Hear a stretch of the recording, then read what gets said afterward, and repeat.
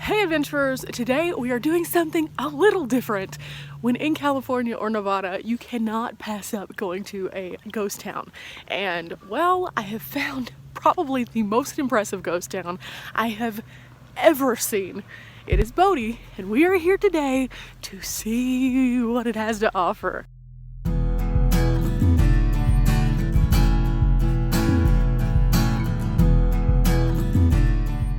Looks like something just out of a movie that they've created just for one of those Wild West shoot 'em up kind of shows.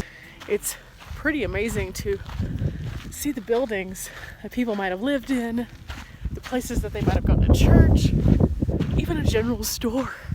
Like so many buildings. I think the closest that we've seen to anything that's like this is when we went to St. Elmo and they had that one strip of downtown. But this is like street upon street upon street upon street.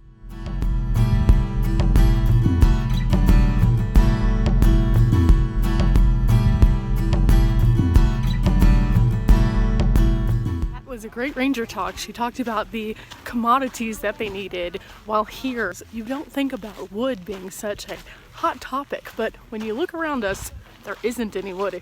So yeah, wood became a fighting point, especially during winter. Guys, I completely forgot the book. How did I do that? Back to the car we go. This is what happens when we don't drink coffee in the morning. Okay, adventurers, so a brief history. They first discovered gold here, and well, from there the town decided it was going to just boom. They actually had several different working mines in this area, and it's kind of unfortunate because the guy who initially struck gold didn't ever live to see his fortune. Basically, what happened was he and his partner were going into the neighboring area, and it was a horrible winter storm. He didn't make it. It was whiteout conditions, and his friend couldn't turn around and come back. It wasn't until spring that he later found his friend frozen. Ew. The guy apparently was haunted by him during the entire winter, and so he opted not to stay here. And for about 2 decades, it remained just a place where they knew that there was a small claim of gold. And then more people came, and whenever they did, that's whenever the town of Bodie actually began to thrive. Now there's a couple things you should know when coming to Bodie. You're not supposed to pick anything up. Now some may say this is because the Antiquities Act. Yeah, okay, legal, I get it. But also there's a much more menacing undertone. All of those who have taken things with them have been very regretful of doing so.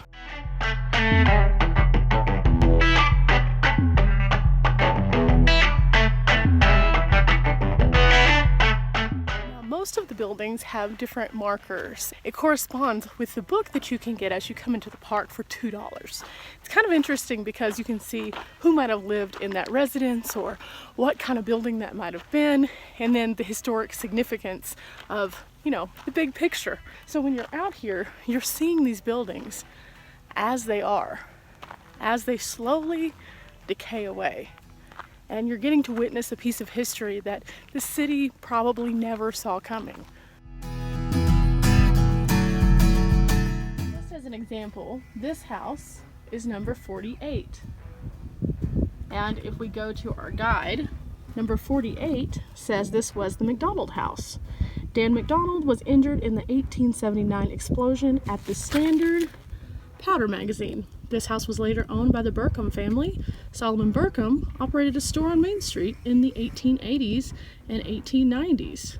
Now, while many of these homes do still have items in them, a lot of them don't necessarily make sense.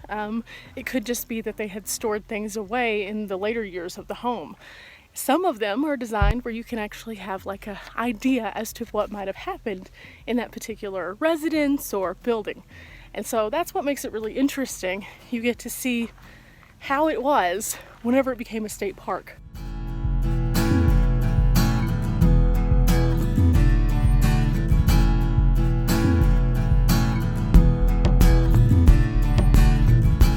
Modern amenities that they have, like the trash or the hydrants, which provide water, are all disguised in these little bins like this, which used the same kind of wood that has been used around on the other buildings. Now you might be asking yourself, if it's a ghost town, why do they have power? Well, one of the interesting points of history of Bodie was actually that they were one of the first areas to have power in the way that they did. They created a power line through a hydroelectric power plant that actually came to help service the mines. And this took a lot of burden away from having to use other sources of energy, which was great, especially in the depleted area without much wood. So, since we have electricity, let's go watch a video.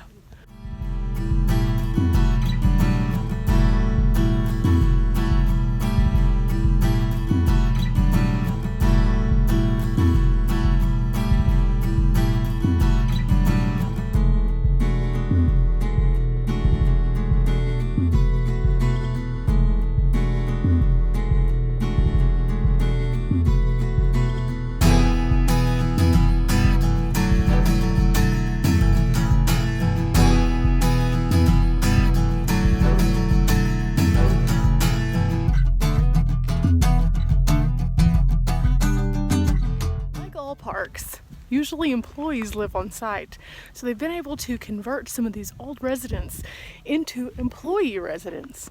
And I have to say, the historic value of these is amazing. I can't imagine living in something like this.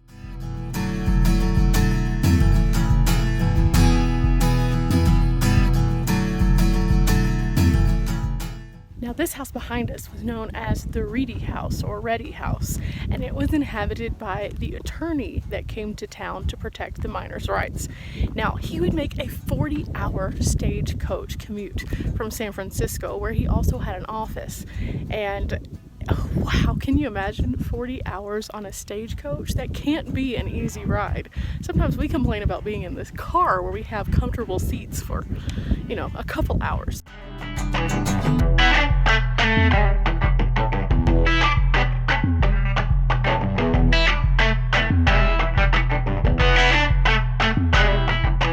This side of town, things were a little more sketchy. This was the side of town where you could find the places of ill repute. This was actually one of the first places that they said was abandoned after everyone started to leave because the bad guys didn't want to stay here anymore. They weren't making any money.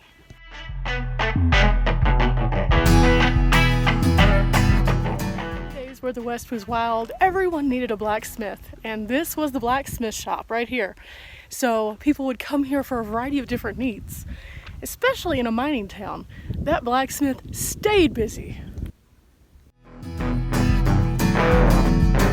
Strange to think that the materials we typically think are the more sturdy and stable are actually the ones that went first. Amongst all of these wooden buildings, this building made of brick, nope, it's falling down. This area that's marked closed to public, they do open it for private tours. However, because it is not as stable, they don't want people roaming around on their own. Just to kind of give you perspective though, this is the stamp mill. This is not the only one in the area, however this is the only one at this site which still remains. Another site made out of rock that has not stood up to the test of time. Next up, the Bodie Bank site. It says here that all remained after a fire was the brick vault.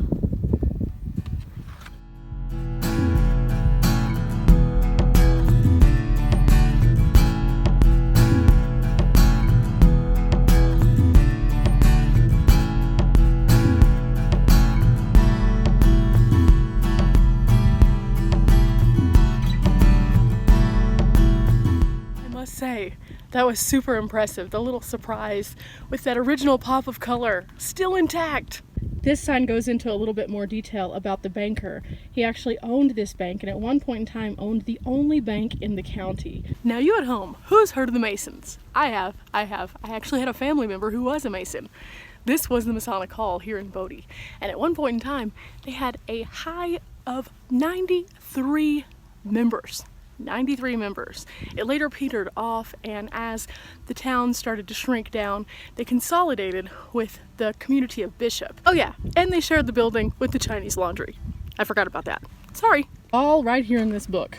The best investment you can make when coming to Bodie. Only $2. and you get the entire history. Otherwise, it's just a set of really impressive buildings. Now we're looking at this empty field currently, but imagine, if you will, a grand hotel. In fact, at one point in time, this entire street was lined with up to 2-story buildings. As you can see, many have not made it through the years. I know I told you we couldn't go over here, but we can go on this side over here. Welcome to the Standard Mill, one of the most successful of the over 30 companies who tried to make Bodie work. Now, this particular location is so well preserved and so amazing. The stamp? Yeah, it was used to break up large deposits of quartz in hopes of finding gold and silver, but it was later replaced by using things like cyanide and other kind of things like mercury. But wow, I can only imagine in its heyday this thing was loud. As we get a little closer, I want you to just kind of understand the figures that came from this mill alone. When they were mining in the Bodie area, over $18 million were pulled out of the ground in 38 years. $18 million back in the late 1800s, early 1900s. Oh my gosh.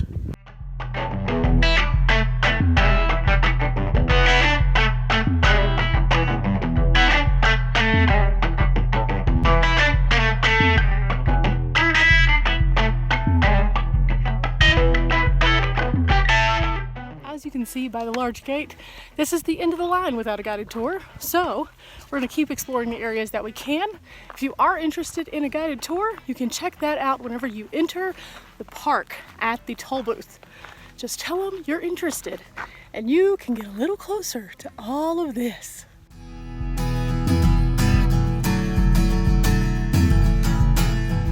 House right here, guys, was considered to be the supervisor's house. As you can see, it is much larger. It has a beautiful porch, but it is right next to all of the loud noise of the mining community. You might be asking yourself the same question I did. If it was so loud, how did they do it? How? Well, they used a primitive version of earplugs, usually like bald wax. They'd put it in their ears and therefore they wouldn't go deaf. However, that was not always the case. There were a lot of people who worked at stamp mills who had hearing issues or became completely deaf. Can't imagine. Like, they didn't have hazard pay then, guys. They did not have hazard pay. Look out here at this mountain range right here. Now let's get a little closer. Notice those are snow-capped mountains, and I'm here way before what most would be considering anything near snowy season. It's for that reason that Bodie became very, very much so not for the faint of heart. Can't imagine, just listening to the ranger talk earlier, she was talking about a cloud comes over and it makes it very chilly here. So imagine every single day living in something that in June, July, August, very cold. Doesn't even make sense, does it? They said that one of the leading crimes during the winter months was blanket theft, and that people would even booby trap their firewood so that others wouldn't steal it, and they would put blasting powder in it so that whenever somebody would light the stolen logs, there goes your house.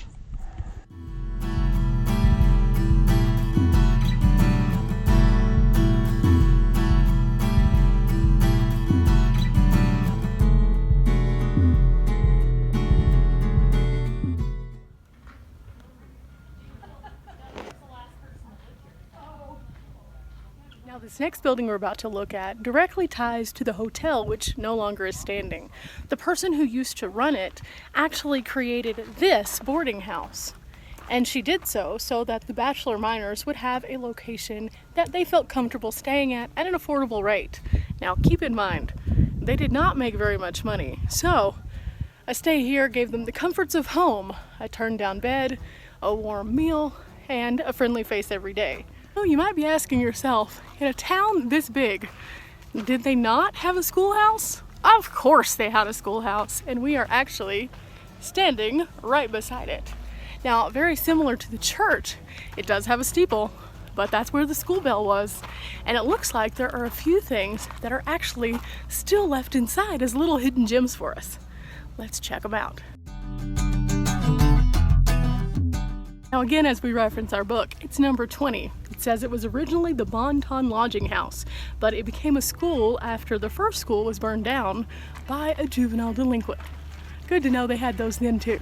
Yeah, it's not just us now. But the highest enrollment was 615 students, and it closed in 1942. Something else to consider whenever you're coming here. You will not be able to drive through the downtown. There's actually a parking area. The only vehicles permitted on the streets are authorized vehicles, which are here to maintain the area.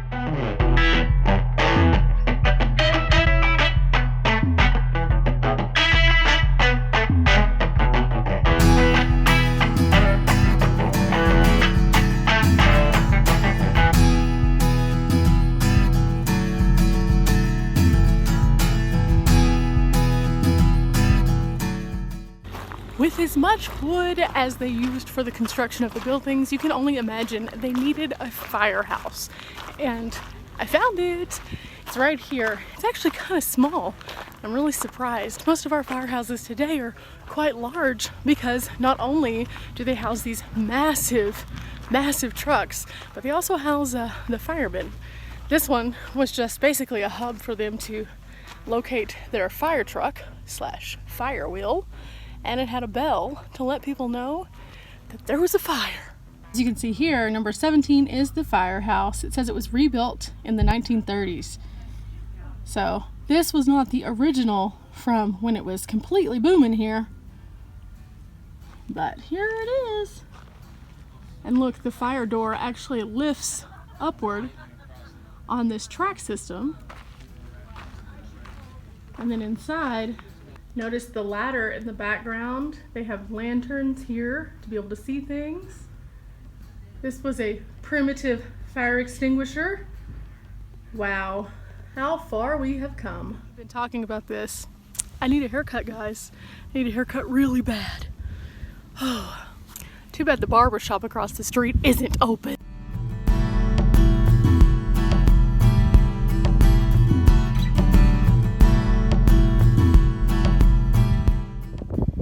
I'm so sad. There's totally stuff in there where they could cut my hair. But this lock is just saying, no, no, no, no, no. But what's next door? A whole nother set of windows. Let's see.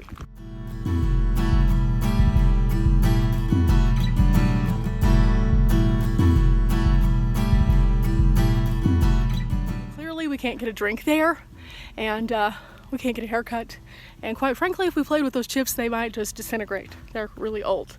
In fact, how old are they, you ask? I'm glad you asked, because our handy dandy guide here says that this bar was opened in 1937, because the U.S. Hotel burned down in 1932, and that's where the guy who opened this previously had done all of his business. It says here that he also ran cafes, boarding houses. He was kind of the go-to guy.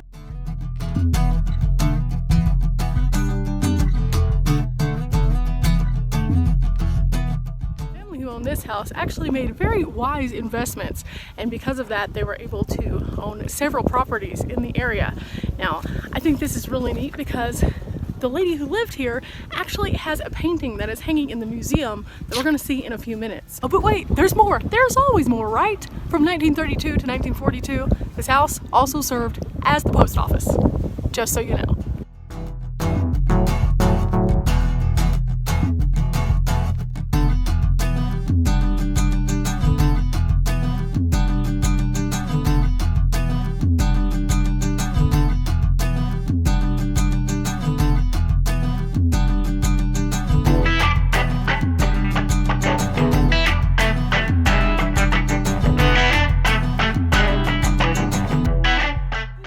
Before the Dodge Ram was the Dodge Gram.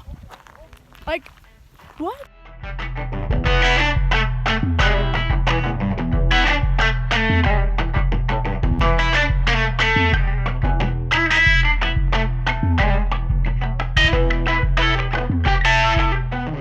Built in 1879, This particular location is so cool. It was one of many general stores and warehouses in the area, and later also apparently was the area that the service station was. It's pretty cool though, because the long distance relative of Daniel Boone actually owned this. Like, mind.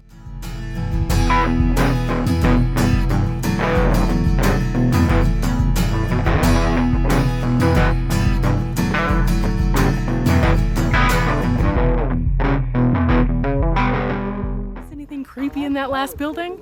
It was the morgue. Ugh. I told you there were some creepy things here. The morgue? Just one of them.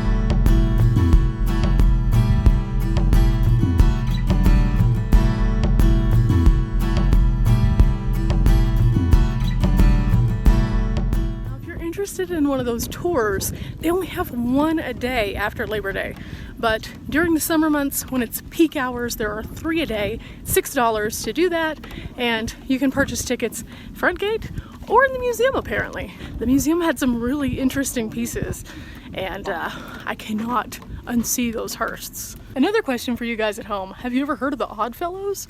Well, I have heard of the Oddfellows, and they had a branch right here in Bodie, and it was in this massive building that you see right here.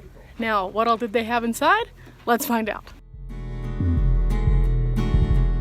So, as you can see, that doesn't much look like an Oddfellows haul, because that portion was not used for the Oddfellows. The upper portion was. This portion inside, in later years, became the Bodie Athletic Club, but before that, it was an undertaking business.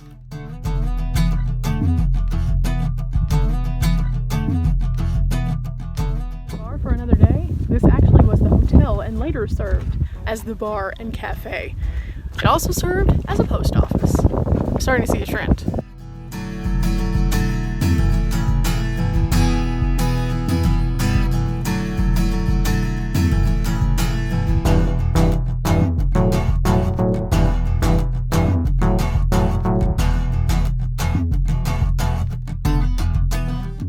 Let's go on to see one of the smallest hotels I've ever seen. Here it is.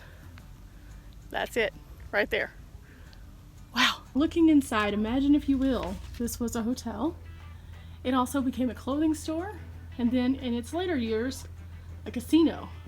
But now, it's left to decay. We have made it through the majority of the town now. We checked out everything this way, everything this way, and a lot of what is this way. But we have a few places to stop off before we call this a day, adventurers.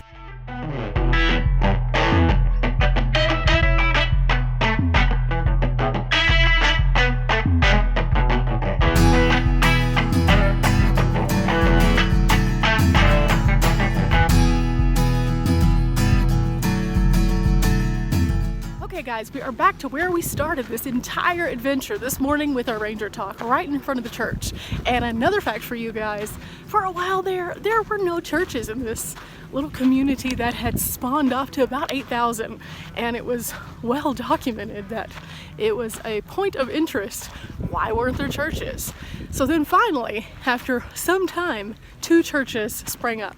This one and another one, which apparently isn't here anymore. So you had the Methodist and the Catholics, and finally the community had a place to go, and say their prayers, because heaven knows with some of the crazy past that they had, they needed it. One last stop, one, that's all. And this one is one that, you know, we have to stop off at. They have an old cemetery.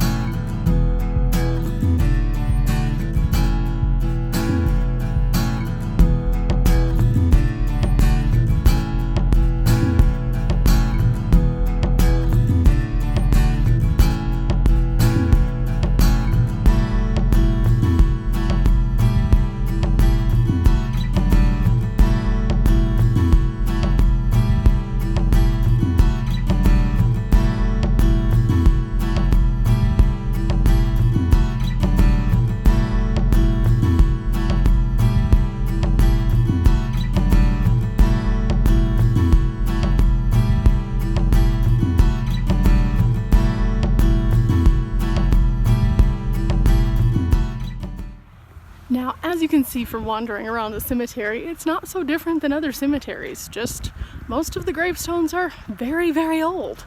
But that's whenever picking up the book at the front comes into play. It tells you a little bit more about each of the people and these unique enclosures that they have around them.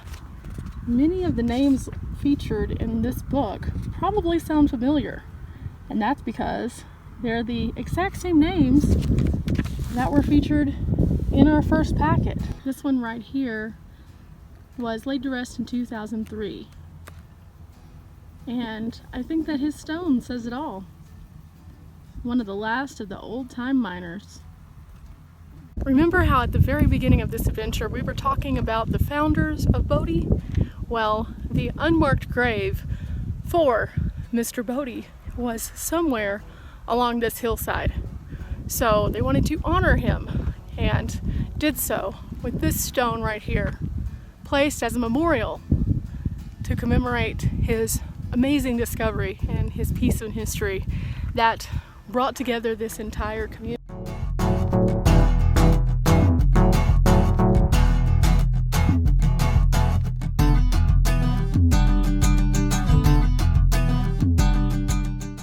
Something I often wonder whenever I visit places that are historic for mining is if they ever had a clue as to how this many years later we would be coming here just in awe of how they lived their lives, what kind of communities that they had, things.